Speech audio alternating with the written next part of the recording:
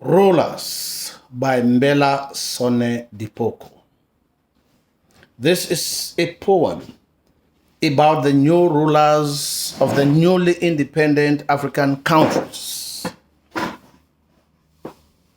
The rulers have no roadmap or agenda on how to develop their countries and move them towards the path of development.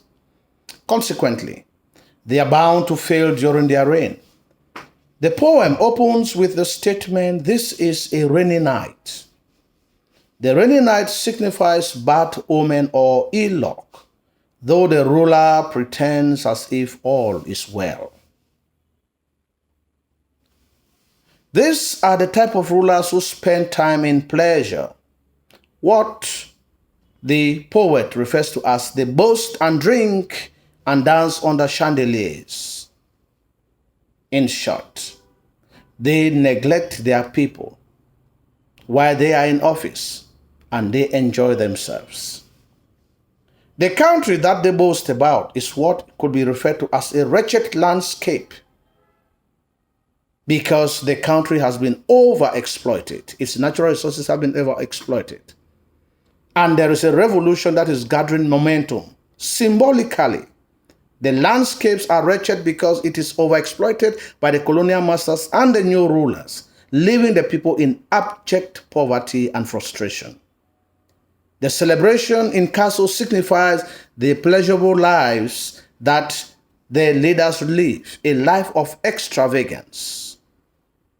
Ironically, while they are enjoying themselves in the palace, they are celebrating for their failure. The downfall that awaits these rulers is compared to castles that are threatened like pleasure boats in a furious ocean. And they are also compared to like insects that dance around the street lamps. The emphasis here is on the danger that awaits these rulers, like the insects that are easily eaten by passerby or crushed by other passing objects.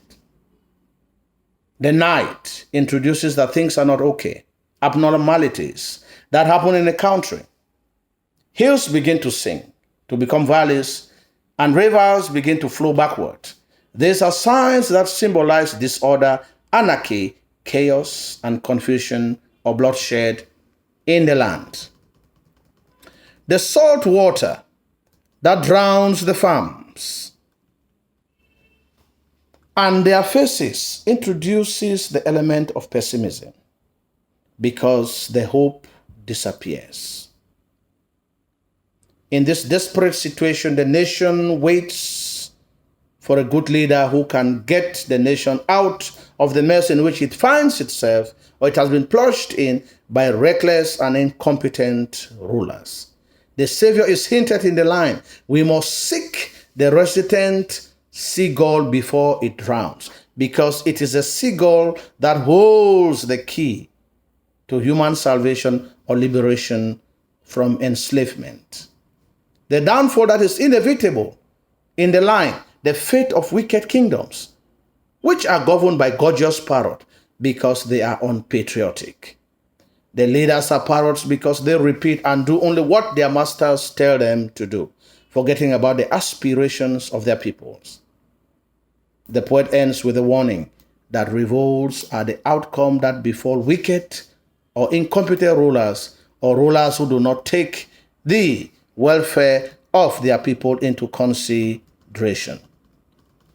The poem focuses on neocolonialism and its negative effect on the new independent African states and their leaders.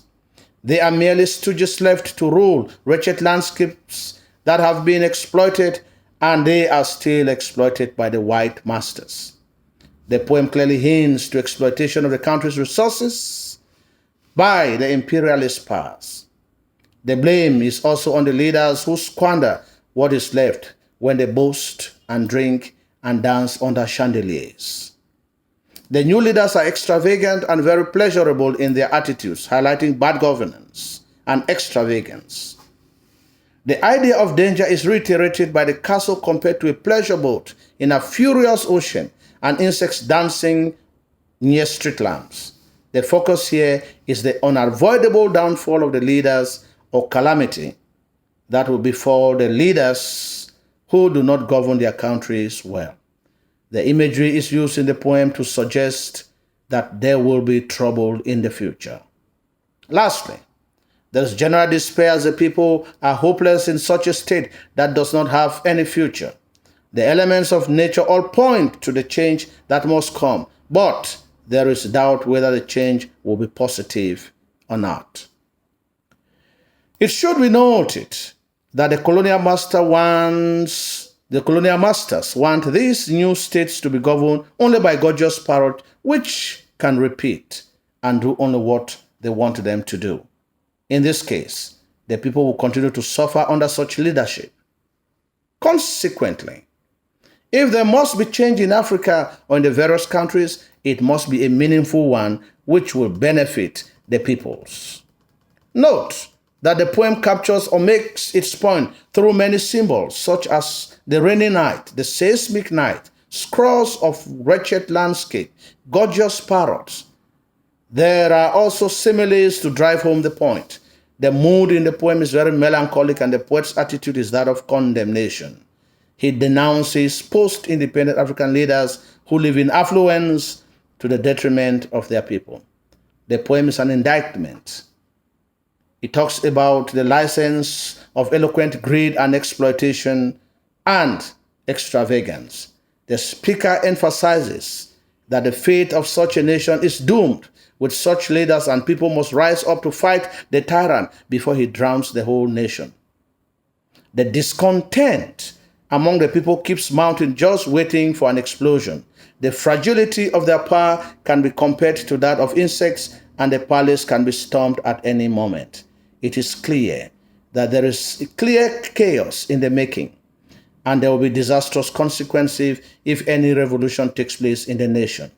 The last hope for the nation to save it from the hands of the tyrant before it is stripped of everything and the people have nowhere else to go to. This is the fate of countries ruled by beasts in the name of rulers. Dipoko is a committed writer and he clearly shows his concern for the people. The poem is about bad governance characterized by greed, extravagance, exploitation. He has already sounded the cry of war, as the only means to liberate the people. The poem projects present-day African leaders who fatten themselves from the sweet and misery of the people. He also indicts them for confiscating the nation's wealth for themselves and sharing it with their circle of friends. The imagery of water used is an apocalyptic sense to signify the end of an era or a tyrannical rule.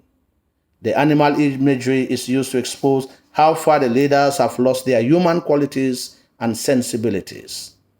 The leaders have been reduced to senseless, sensual human beings who are engulfed in pleasure at the detriment of the masses that suffer under the weight of misery and poverty.